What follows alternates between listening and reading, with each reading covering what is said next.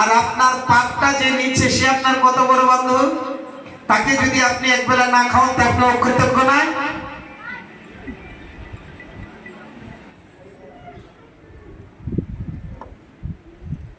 কয়েকদিন আগে একটা ভক্ত বলছে, বাবা আপনার কথা মতো আমি একদিন নিন্দুক সেবা দিয়েছি, যারা নিন্দা করতো না সবাইকে নিমন্ত্রণ করেছি, কিন্তু এদিন কোনো বৈষ্ণব নিমন্ত্রণ করি নাই। তো ওদেরকে ভালো ভালো রান্না করে খাইয়েছি আর ওরা খুব খুশি।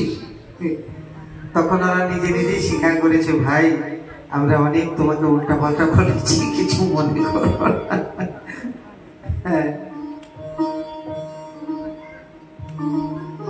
মাঝে মাঝে যারা বেশি নিন্দা করে তাদেরকে নিমন্ত্রণ করবেন, পারলে একটা বস্ত্র দিয়ে দিবেন, কেননা ও আপনার অনেক উপকারী, কেননা নিন্দা করে করে আপনার পাপটা নিয়েছে।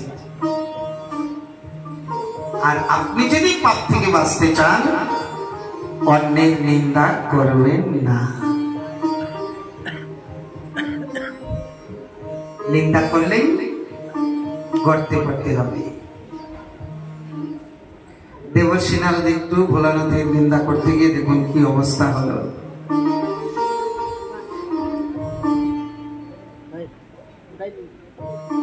এইদিকে কি হলো,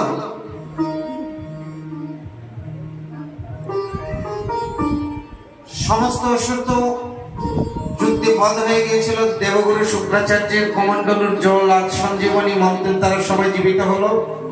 বলি মহারাজ ভাবছেন, মরে তো গিয়েছিলাম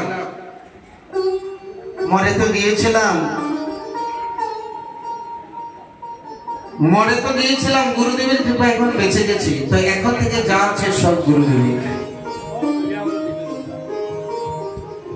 এখন গুরুদেবের। এখন গুরুদেবের